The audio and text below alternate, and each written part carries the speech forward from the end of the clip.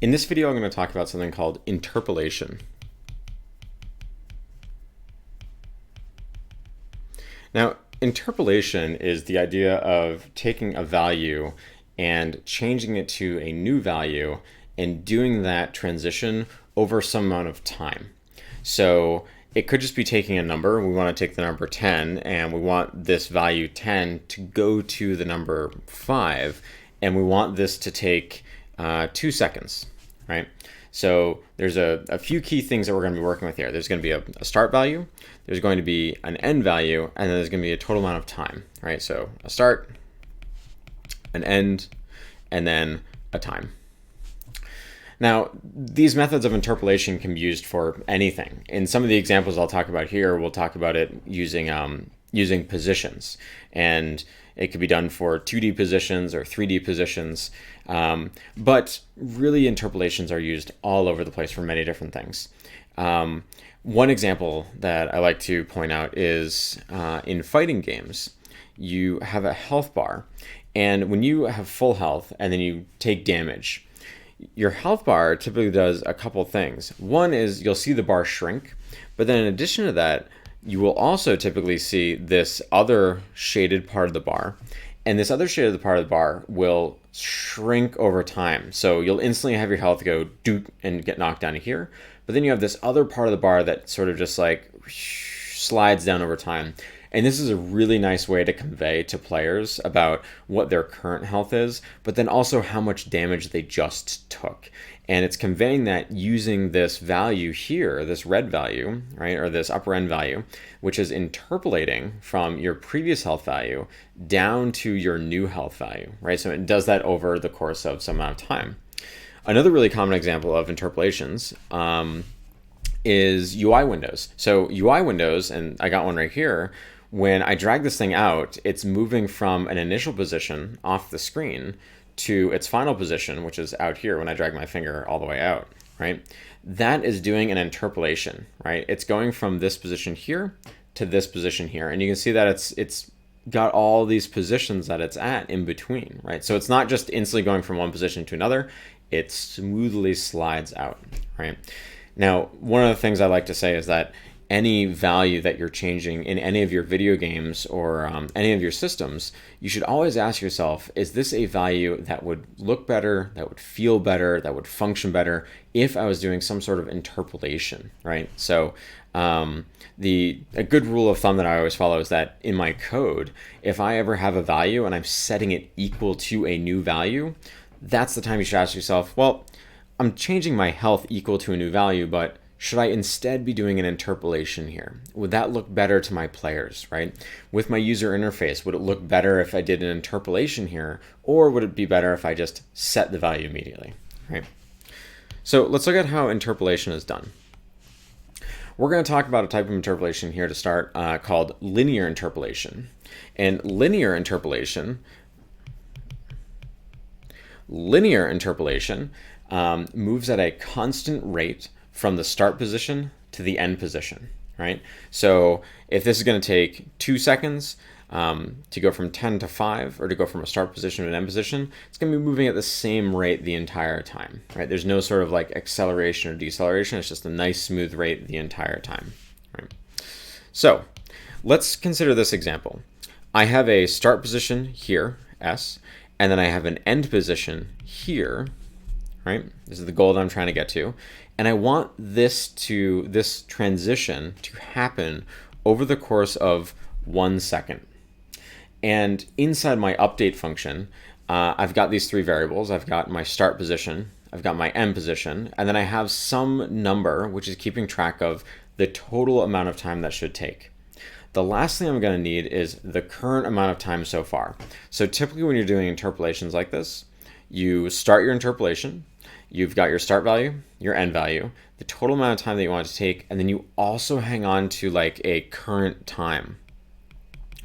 In your current time, it's very common to see like a current time value where it's initialized to 0 when you start your interpolation, and then in your update functions, you add delta time to this. Every single update, you're adding delta time, and this is keeping track of how much time has elapsed since I started doing my movement, since I started doing my interpolation, right? So now the question is, well, if I am 50% of the way along my interpolation here, right, what position should I be at? Well, sometimes it's easy to see what that is, right? So if my start position here had a value of 10 and my end position here had a value of 20, right? I'll just note those real quick. So if my start position had a value of 10 and my end position had a value of 20, and I said, well, I'm halfway there, right? Or even better, if I pose the question, this is going to take 1 second and half a second has passed. It's pretty easy to see, well, I'm going to be halfway there, right? If I'm halfway to the total time, if half a second has passed, then I know I'm going to be halfway there. This is going to have a value of 15, right? Well, the problem gets a little bit harder when we do something like this, when we say, well, what if my start position is 13.5 and my end position is 102.7? How far along am I at this step, right? When I'm 50% of the way, right? And even trickier, what if I want this thing to take 21 seconds to go from 13.5 to 102.7, right? Well, the answer isn't too complex. So essentially what we want to do is we want to calculate this distance here. And then once we have that, we can add it back to the original value to calculate where we currently are. And to do so, it's not too tricky. So the current position, right, or the current value at any given time is going to be equal to a ratio of how far along we are, right? Remember before we were saying, well, we're halfway, that's 50%. Well, we need to take the current time and divide it by the total amount of time. And this gives us a ratio. Now, if current time is half a second and total time is 1 second, that means that we're 50% of the way there.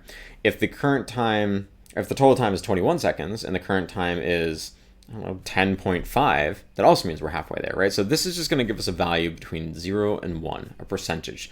How far along are we? The next thing we do is we take this percentage and we multiply it by what's the total amount of distance? What's the total amount of value that I'm changing here?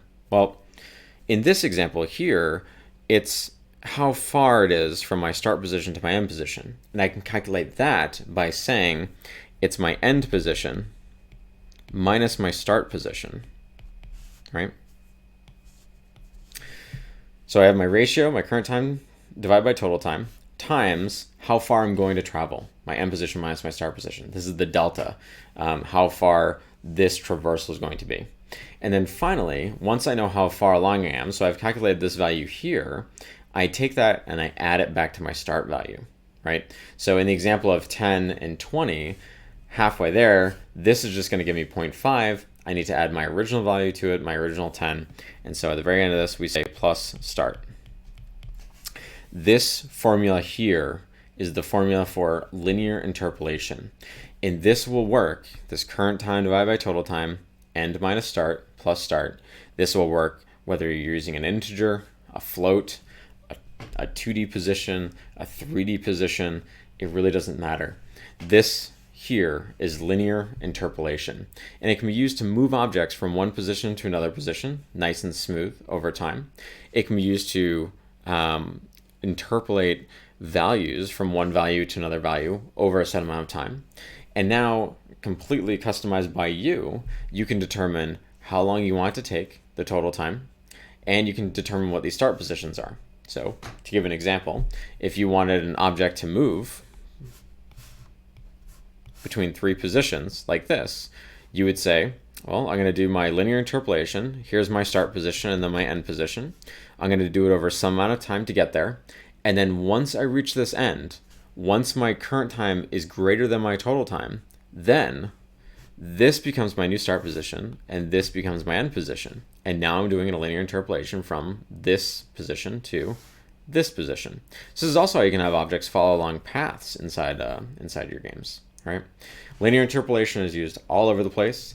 Now there's different types of interpolation in addition to linear, but this is the fundamental one. This is the basic one that you want to start with. This is the formula that you should know.